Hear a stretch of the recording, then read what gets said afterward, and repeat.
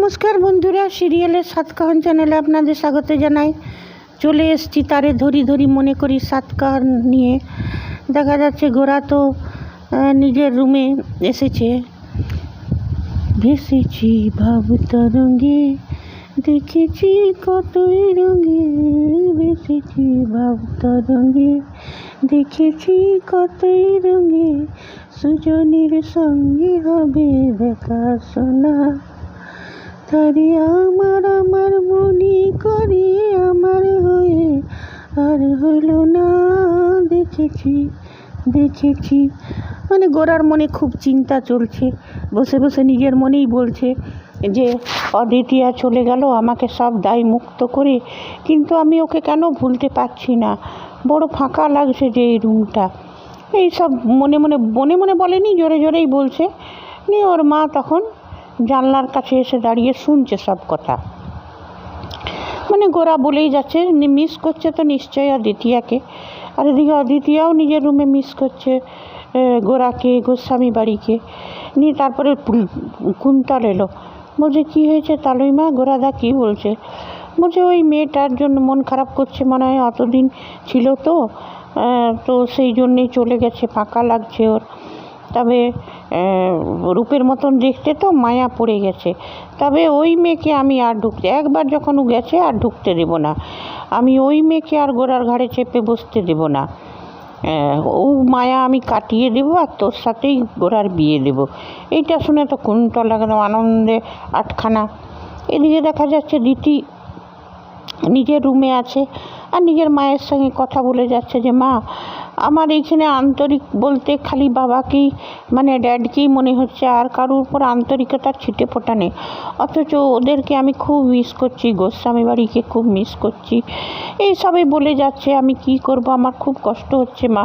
কিন্তু না, যখন আমাকে গোরা বলেছে আমাকে ভালোবাসে না, আমাকে কোনো দিন স্ত্রীর মর্যাদা দিতে পারবে না, তবে আমাকে তো ভুলে থাকতেই হবে ওকে। এইসবই চিন্তা করছে। তা করতে ওর বাবা এসে বলে চল রে মা খাবি।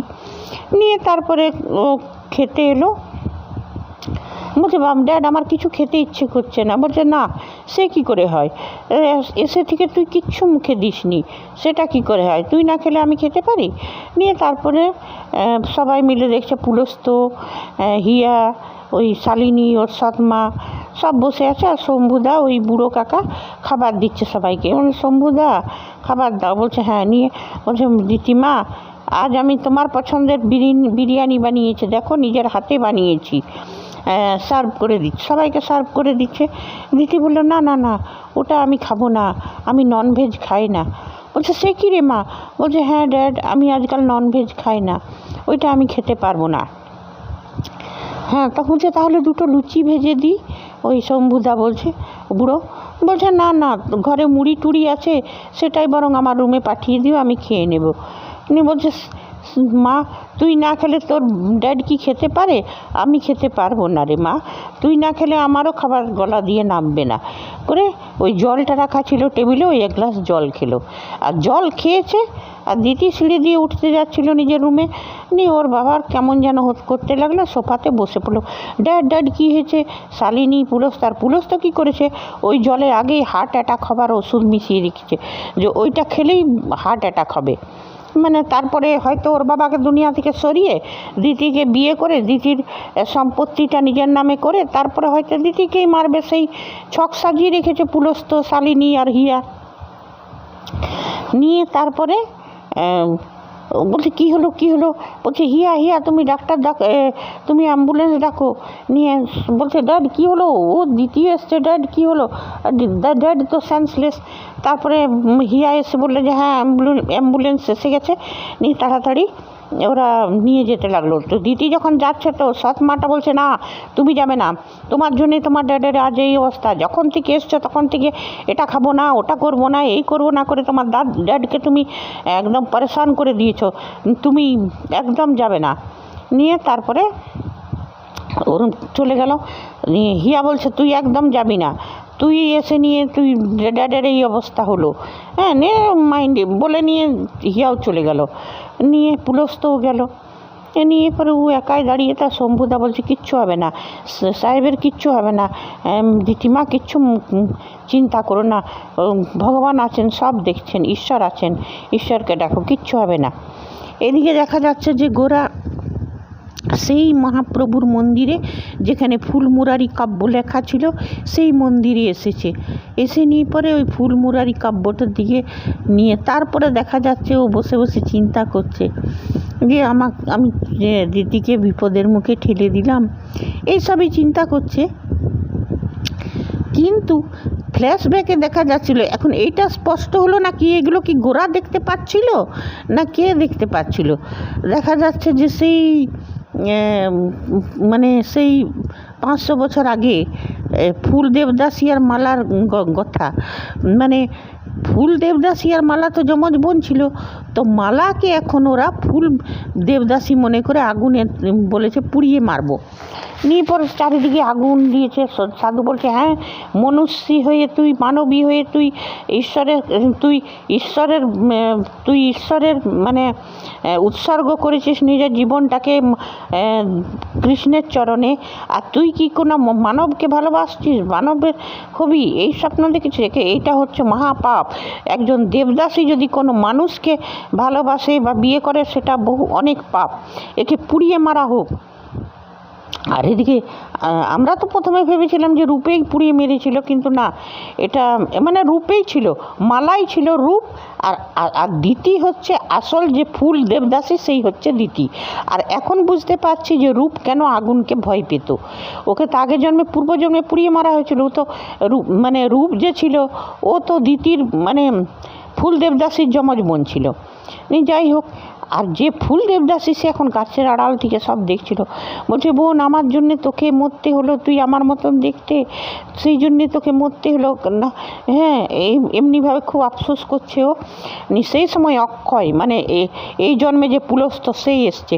বলছে ও তুমি এইখানে, ও তার মানে যাকে পুড়িয়ে মারছে সে হচ্ছে মালা।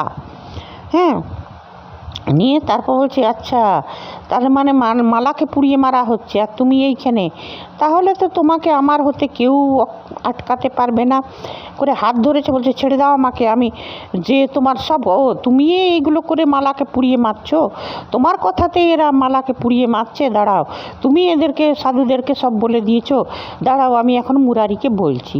যখন বলছে মুরারিকে বলছে, তখন অক্ষয় ওর হাত ধরেছে। বলছে কি মুরারি আমার কি করবে শুনি, তোমাকে আমি যেতে দেবো, আজ তোমাকে আমার হাত থেকে কেউ আটকাতে পারবে না। তখন অক্ষয়ের কোমর থেকে ধারালো চাকুটা, মানে ছুরিটা নিয়ে নিজের গলার কাছে রেখে দিল। বলছে শোনো, যদি আমি মুরারির না হতে পারি তো আমি কারও হব না, আমি আত্মহত্যা করব, চলে যাও এখান থেকে। নিয়ে অক্ষয় বলছে যাবো তো না। ও ভাবছে কি মিথ্যাই ধমকি দিচ্ছে। অক্ষয় কিছুতেই ছাড়ে না। তখন ও নিজের পেটে ছুরিটা ভুকে নিল। নিয়ে অক্ষয়ের মুখে রক্ত ছিটা লাগলো। অক্ষয় চমকে গেল।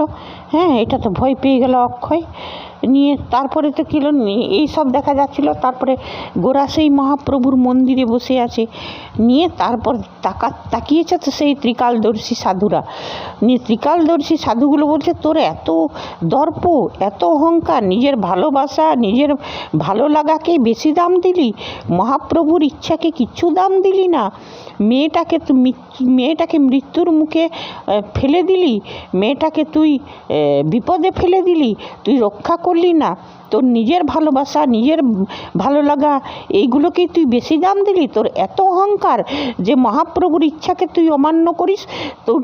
তোর বৈষ্ণবদের ধর্ম আর তোকে বিপদ থেকে উদ্ধার করা, আর তোকে সাহায্য করা, তুই কি করলি? নিজের ভালোবাসা, নিজের ভালো লাগা থেকে উপরেই উঠতে পারলি না। মুছে দে এই তিলক, খুলে দে কণ্ঠীর মালা, তোর বৈষ্ণব ধর্ম, মানে ধিক্কার তোকে বলতে লাগলো ওই ত্রিকালদর্শী সাধুরা। নিয়ে তখন গোরা তখন অবাক হয়ে গেল। বলছে তুই মুছে দে ওই মাথার রসকলি আর গলার কণ্ঠীর মালা, খুলে ফেলে দে, তোর বৈষ্ণব ধর্ম তোর জন্য নয়, ধিক্কার তোকে। এইগুলো ধিক্কার দিতে লাগলো সাধুগুলো। তখন গোরা বলছে হ্যাঁ, রূপের সময়ও সাধুগুলো এইগুলোই বলেছিল যে বউটাকে ফেলে এলি, হ্যাঁ বিপদের মুখে, তো সত্যি কথা, মানে ত্রিকালদর্শী সাধুরা যে আগের থেকে সাবধান করে দেয় সেটা তো জানা। আর দাদুকে একবার জিজ্ঞেসই করেছিল যে ত্রিকালদর্শী সাধুরা যখন আমাকে সাবধান করে তোরা আটকায় না কেন? তখন বলছে না, আটকানোর তো ওদের হাতে নেই, ওরা সাবধান করে দিতে পারে বড় জোর, ওইটা তো আটকানো সব কিছু করা তো ঈশ্বরের হাতে। নিয়ে তারপরে ঘোড়া সেই চমকে গেল, যেটা কি করলাম আমি। নিয়ে তা করতে ওই মন্দিরের যে পূজারি সে বলছে, বাবা তুমি এইখানে অনেকক্ষণ থেকে বসে আছো, কি হয়েছে বাবা? বলছে কিছু না। নিয়ে তারপরে না বলছে, না আমাকে অদ্বিতীয়ার কাছে যেতেই হবে, ওর তো বিপদ, তার মানে আমাকে আজকেই কলকাতা যেতে হবে। নিয়ে গোরা তখন ছুটলো কলকাতা।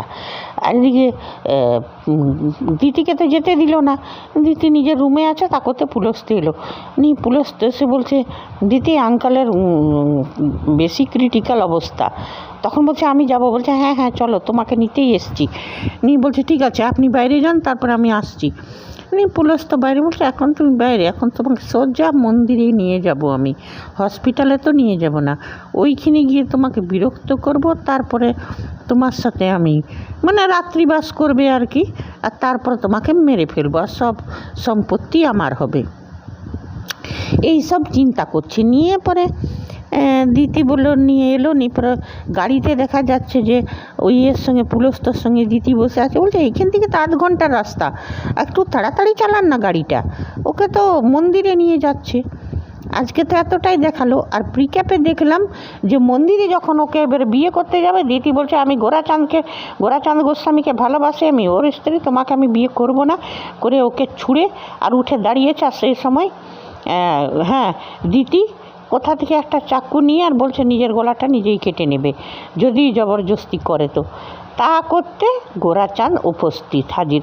কেন কি গোরাচাঁদ তো আসতেই পারে, দিতির ফোনে তো অ্যাপটা লোড করা ছিল, যেখানে যেখানে দিতি যাবে ওর লোকেশনটা গোরা বুঝে যাবে। তো সেই জন্যই গোরা অনায়াসে চলে এলো। আর এইবারে যখন গোরা এসছে তখন তো পুলস্তর হালত খারাপ। এইবারে দেখা যাক, পিকআপটা দারুণ ছিল। আমার মনে হয় দিতিকে নিয়ে যাবে, হয়তো এমনও হতে পারে হসপিটালে যখন যাবে হয়তো সুশোভন চ্যাটার্জি গোরার হাতেই দায়িত্ব দিয়ে দেবে দিতিকে। এটা হলে খুব ভালো হবে। ঠিক আছে বন্ধুরা, আজ এতটাই। আপনাদের কেমন লাগছে সিরিয়ালটা আমাকে কমেন্ট করে জানাবেন। সিরিয়ালটা তো দারুণ ইন্টারেস্টিং হচ্ছে। হ্যাঁ, এবারে একটু আমরা এটাই চাইবো দর্শকরা যে গোরা মা ওর দর্পটা একটু চূর্ণ হোক, মহাপ্রভু ওর দর্প চূর্ণ করুক, আর এই কুন্তলিনীর কিছু একটা সাজা হোক। কুন্তলিনী যে এত বার বেড়েছে, কুন্তলিনীর সাজা হওয়াটা খুব জরুরি। ঠিক আছে বন্ধুরা, আপনারা যদি আমার সাথে সহমত থাকেন কমেন্ট করবেন, না থাকেন তাও করবেন, লাইক করবেন, সাবস্ক্রাইব